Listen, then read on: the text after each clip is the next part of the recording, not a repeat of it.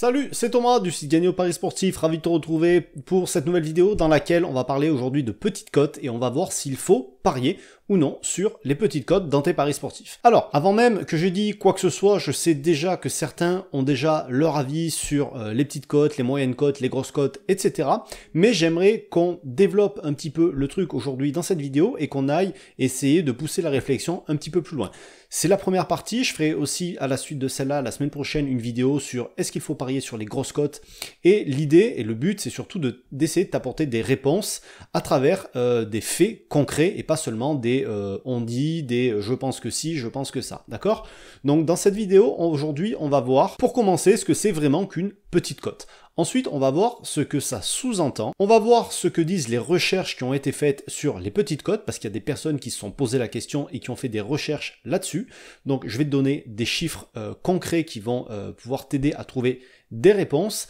On verra aussi les avantages, inconvénients des petites cotes. Et pour conclure, on apportera une réponse de savoir s'il faut ou non parier sur des petites cotes dans tes paris sportifs. Juste avant qu'on voit tout ça, pense à t'abonner à la chaîne YouTube, à activer les notifications pour recevoir une alerte à chaque fois qu'une nouvelle vidéo sera publiée. Mets un petit pouce pour soutenir la chaîne et n'oublie pas que tu peux rejoindre les contacts privés et tous les jours recevoir un conseil pour t'aider à progresser dans les paris sportifs, devenir un meilleur parieur et t'aider à générer un complément de revenu avec tes paris sportifs. Pour ça, tu cliques sur le petit i qui s'affiche juste là, tu laisses ton email et dès demain matin, ou dès demain midi, ou aujourd'hui midi, tu recevras tes premiers conseils pour t'aider à atteindre cet objectif.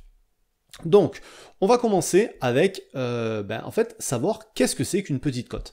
En théorie, si on se fie simplement à la définition d'une petite cote, en gros, la petite cote va désigner le favori ou l'événement qui a le plus de chances de se produire. Parce que le favori, ça va être sur le gagnant d'une rencontre, mais ça pourrait très bien être sur le nombre de buts dans un match, et forcément, la cote la plus petite des deux va être pas le favori si tu veux, mais l'événement qui a le plus de chances de se produire en théorie. Et donc, le problème, si on réfléchit simplement basiquement comme ça, c'est que parfois, et tu le vois sur les paris sur le football, tu peux parfois avoir un favori à une cote de 2,50 et le nul à 3 et la victoire de l'équipe à l'extérieur à 3,30 par exemple. Je dis des chiffres au hasard, mais dans ces cas-là, le 2,50 du favori n'est pas une petite cote. Donc, on pourrait se dire que le vrai favori, il va avoir, si on prend l'exemple du tennis ou d'un sport à deux issues, ça serait celui qui a une cote, inférieure à 2, mais là encore, une cote aux alentours des 2, c'est pas forcément une petite cote, en tout cas, pas pour tout le monde. Donc là, pour moi, en tout cas, la définition d'une petite cote, ça va être tout ce qui va se trouver en dessous de 1,50, voire même en dessous de 1,60, et tout ce qui est plus petit que ça, et qui fait, voilà, où vraiment on ressent, quand on voit une cote comme ça, on sait vraiment clairement qu'il y a un favori clair sur la rencontre ou sur le type de pari en question. Et après, on va avoir les très petites cotes entre 0,1 et 1,15, 1,2. Là, j'appelle même pas ça des petites cotes, j'appelle ça des cotes pour les pigeons parce que c'est tellement difficile de gagner sur ces cotes-là que je vois même pas l'intérêt d'aller parier dessus. Mais bon, ça, encore une fois, c'est que mon avis et c'est pas mon avis seulement que je voudrais te partager aujourd'hui, c'est des faits concrets. Donc, qu'est-ce que ça sous-entend? Les petites cotes. Eh bien, une cote, tu le sais, à force que je te le répète, et peut-être que tu l'as compris depuis un moment, une cote reflète une probabilité. L'exemple le plus simple qu'on te donne, c'est pile ou face, tu as une chance sur 2, tu fais 100 divisé par 2, ça te donne la probabilité. Donc quand tu as une cote, tu fais 100 divisé par la cote, ça va te donner la probabilité que l'événement se produise. Donc une cote de 2, 100 divisé par 2, 50% de chance que ça arrive. Une cote de 4, 100 divisé par 4, ça fait 25% de chance que ça arrive, etc. etc. Ok? Et donc, tu l'as compris, plus la cote va être petite, plus l'événement aura de chances de se réaliser. Mais le problème, c'est que les gens, quand ils voient une petite cote, ou même une moyenne cote, et qu'ils parient dessus, bien souvent, au fond d'eux, ils sont presque sûrs que ça va se passer. Sauf qu'une cote à 1,30, elle n'est pas à 1,000001 et elle n'a pas 99,99999% de chance de se produire. D'accord? Et ces mêmes personnes vont être dégoûtées quand l'équipe ne va pas gagner le match. Alors qu'en fait, c'était déjà écrit dans la cote au départ, la probabilité qu'elle gagne n'était pas de 100%. Et ça, certains ont du mal à l'accepter en pariant sur les petites cotes. Donc peut-être que une autre manière d'aborder le problème, ça serait de le prendre à l'envers, et plutôt que de voir les chances de gagner d'une équipe, de réfléchir dans les chances qu'elle n'a pas de gagner. Et ça, peut-être, ça pourrait ouvrir ton esprit à un raisonnement ou une façon de raisonner différente qui t'aiderait déjà à beaucoup mieux accepter la perte quand elle arrive et surtout à l'anticiper avant qu'elle arrive et réaliser que ça a des chances de se produire, que ton pari n'a pas 100% de chance d'être gagnant. Et d'ailleurs, même si tu es sûr à 99% que le pari va passer ou à 99,9, si tu prends le raisonnement inverse, quand à 99,9, il y a 0,1% de chance que ça n'arrive pas, on est d'accord? Et si tu as 99% de chance, tu as 1%. Entre 0,1 et 1, il y a un facteur 10. Donc même quand tu as une certitude aussi énorme, les chances que ça arrive dans un cas, que ça n'arrive pas, que ton pari soit perdant dans un cas et dans l'autre, il y a un facteur 10 entre les deux. Et c'est gigantesque en fait. Ok ? Le problème, c'est que les gens n'arrivent pas à raisonner comme ça parce qu'ils font trop appel à leurs émotions. Et l'autre problème auxquels sont confrontés enfin, c'est pas qu'ils sont confrontés aux parieurs, c'est un autre problème inhérent aux paris sportifs et qu'on retrouve partout, c'est que les gens pensent que c'est facile de gagner de l'argent avec les paris sportifs parce que tout le monde est capable de dire que Manchester City ou le PSG va gagner contre Reims ou contre Burnley ou Fulham ou n'importe qui, enfin on s'en fout. C'est facile, ça c'est faire un pronostic, dire qui va gagner. Mais gagner de l'argent sur ces paris sportifs, c'est complètement autre chose. Et du coup, est-ce que parier sur une cote à 1,10, une cote à 1,12, une cote à 1,30, ça peut être rentable sur le long terme? Certains vont me dire non catégorique. Eh ben, figure-toi qu'il y a des études qui ont été faites sur les favoris et qui disent exactement le contraire. Donc ça peut paraître surprenant, ces études, et notamment il y en a une qui est bien connue, qui s'appelle le biais du favori outsider. En gros, je t'inviterai à faire tes recherches là-dessus de ton côté si tu veux en savoir plus là-dessus. En gros, les parieurs vont avoir tendance, c'est les études qui le montrent, c'est pas moi qui le dis, les parieurs vont avoir tendance à surestimer les probabilités de gagner d'un outsider. Ce qui fait que quand un outsider devrait avoir une cote de 5, eh ben, les mecs vont être tellement sûrs, par exemple, que cette équipe peut gagner, que même si la cote est à 4, ils vont la jouer, alors que, en théorie, l'espérance de gain qu'il y a sur ce pari-là, elle va être négative, et donc on ne peut pas gagner d'argent, c'est juste mathématique. Et à l'inverse, les parieurs vont sous-estimer les chances de gagner des favoris.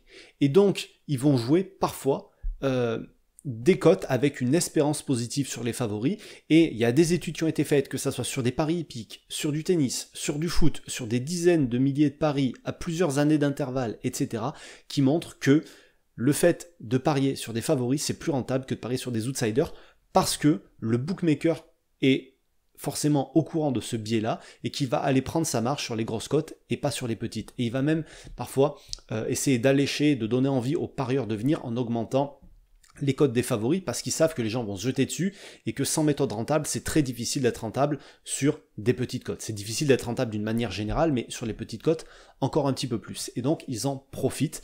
Mais les chiffres et les recherches disent que c'est rentable de parier sur le favori. Et attention, le favori, comme on l'a vu au tout début de cette vidéo, ce n'est pas forcément l'équipe qui est à une cote de 1,10, ça peut être aussi une cote qui a 2, une cote à 2,50, etc. Donc cette théorie-là, faut la prendre avec des pincettes, faut pas dire que les petites cotes, les toutes petites cotes sont rentables sur le long terme, mais en tout cas, parier sur le favori, sur le long terme, d'après les chiffres, pas dans 100% des cas non plus, semble être rentable. Alors maintenant, pour résumer les avantages et les inconvénients sans trop s'étaler des petites cotes, au niveau des avantages, qu'est-ce qu'on va avoir? Comme la probabilité que l'événement se réalise est importante, les chances de gagner, forcément, quand tu paries sur des petites cotes, elles sont plus importantes. Attention, ça ne veut pas dire que tu seras rentable, mais tes chances de gagner des paris plus souvent, elles sont plus importantes. Tes chances de faire des belles séries, des longues séries de paris gagnants aussi. Et ça, ça peut être vachement rassurant pour des parieurs de gagner régulièrement, de voir qu'on fait des bonnes sélections, qu'on a souvent juste, parce qu'on va avoir une certaine sensation de maîtrise dans les choix qu'on va faire, car la logique théorique du résultat va dans le sens de la petite cote. Ensuite, les petites cotes, alors c'est pas forcément un avantage, mais quand on va sécuriser ses paris, on va pas augmenter ses chances de gagner. Par exemple, si on joue un pari remboursé, si on joue une double chance, si on joue une double chance, on va augmenter ses chances de gagner en réduisant la cote, si tu veux. Mais voilà, en sécurisant ses paris, on peut soit augmenter ses chances de gagner, soit réduire ses chances de perdre, en étant par exemple remboursé selon une certaine issue. Et tout ça, tu l'obtiendras en jouant des cotes qui seront plus petites forcément que les cotes proposées.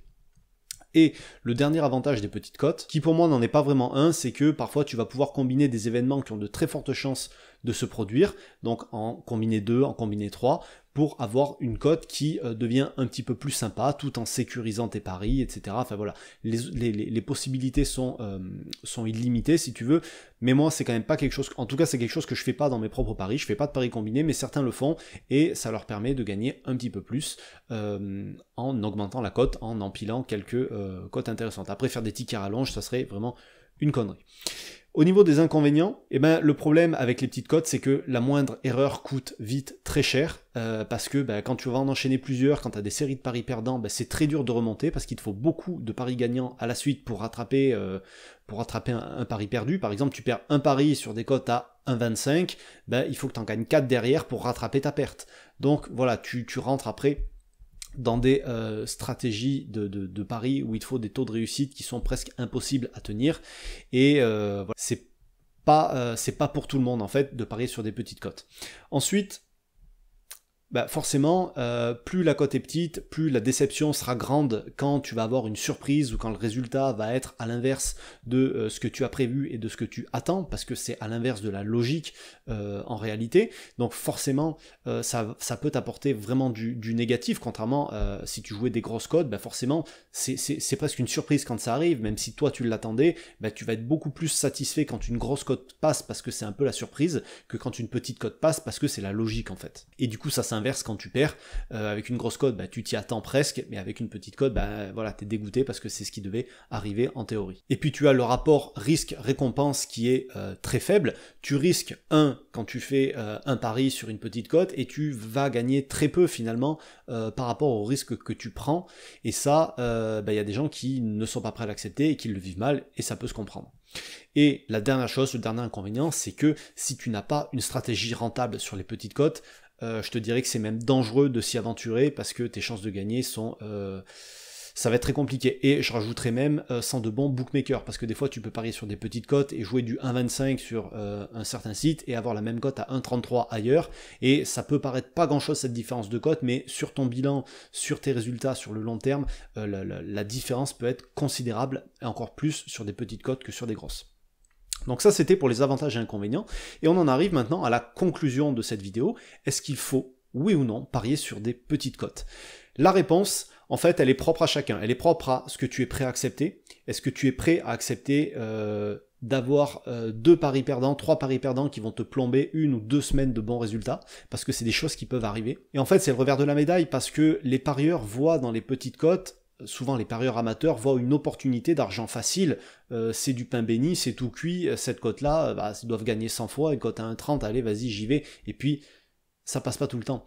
Donc, comme je te le disais, les bookmakers en jouent même parfois, ils vont fausser les cotes pour t'inciter à aller parier là-dessus. Ils en ont rien à faire au final que tu sois gagnant ou pas, parce que c'est pas là-dessus qu'ils feront leur marge, et c'est pas là-dessus qu'ils vont perdre de l'argent. C'est même au contraire là qu'ils vont gagner le plus, quand les gens se feront bananer avec un résultat que personne n'attendait et qui va être une surprise totale. En fait, ce qu'il faut retenir là-dedans, c'est que peu importe si tu joues des petites cotes, t'as le droit de jouer des petites cotes, mais il faut que tu aies une stratégie qui soit rentable. Il faut la tester. Ne te ruine pas, ne mise pas d'argent, je le répéterai, mais je vais continuer de le répéter, ça sert à rien de miser 10 quand tu sais même pas si tu peux gagner avec 1. D'accord? Développe tes stratégies, travaille tes stratégies, et une fois que tu sais qu'elles peuvent être rentables, commence à miser de l'argent. Petite, moyenne, grosse cote, on s'en fout. Le tout, c'est d'avoir quelque chose qui fonctionne. Ça sert à rien de miser de l'argent avant, tu fais que engraisser les bookmakers, et tu fais que payer pour apprendre. Tu fais que payer pour apprendre de tes erreurs, et le problème, c'est que certains n'apprennent jamais de leurs erreurs, ils continuent, et ils font toujours pareil. Et ils se font toujours avoir. Donc, parier sur les petites cotes, oui, pourquoi pas? Non, pas du tout. Tout dépend, en fait, là où tu vas être, tout dépend le travail que tu as déjà fourni, le travail que tu es prêt à faire, et les résultats que tu as déjà obtenu, et la manière dont tu avances dans tes recherches. Voilà, c'est tout ce qu'il faut retenir ici. Moi, j'utilise des stratégies avec des petites cotes, j'en ai 2, j'ai les buts mi-temps, j'ai les laser draw, j'ai des stratégies avec des cotes plus élevées, comme les plus de 3,5 buts dans le match. Je pourrais me contenter du plus de 2,5, mais non, les cotes sont limites en fait, et avec des cotes plus grosses, j'arrive à avoir une bien meilleure rentabilité. Donc je préfère aller taper sur des cotes plus élevées, et certains vont taper sur des cotes encore plus hautes. En fait, il y en a pour tous, il y en a pour tous les goûts, il y en a pour toutes sortes de stratégies. Il faut juste être OK avec tout ça, avec les avantages et inconvénients qu'elles vont avoir chacune. D'ailleurs, j'en profite pour te glisser au passage que si les buts mi-temps t'intéressent, et là, c'est pareil, les buts mi-temps, il y a des fois, il y a 20 paris, il y a 20 paris gagnants d'affilée, et puis des fois, tu vas en perdre, comme la semaine dernière c'est arrivé, on en a perdu 7 en 3 jours, donc pour les remonter, c'est quelque chose qui est compliqué. Il faut l'accepter, il faut être prêt à l'accepter, c'est le jeu, mais quand tu as une stratégie qui fonctionne, ça en vaut largement la chandelle. Donc, je te disais, sur les buts mi-temps, les inscriptions sont réouvertes, les places sont limitées, tu le sais peut-être pas. Là, les inscriptions sont réouvertes jusqu'à la fin de la semaine. Si tu veux en savoir plus, tu peux cliquer sur le lien qui se trouvera au-dessus des commentaires et aller jeter un œil à tout ça. Je te laisse là-dessus, dis-moi dans les commentaires ce que toi tu penses des petites cotes. N'hésite pas à dire totalement le fond de ta pensée, hein, que ça soit positif, que ça soit négatif. On est là pour partager, savoir ce que chacun pense. Et puis la semaine prochaine, on parlera des grosses cotes, comme je te l'ai dit. Donc voilà, tu pourras donner ton avis aussi sur les grosses cotes la semaine prochaine. Je te laisse là-dessus, je te souhaite plein de réussite dans tes paris, peu importe sur quoi tu paries, et je te dis à très vite. Ciao.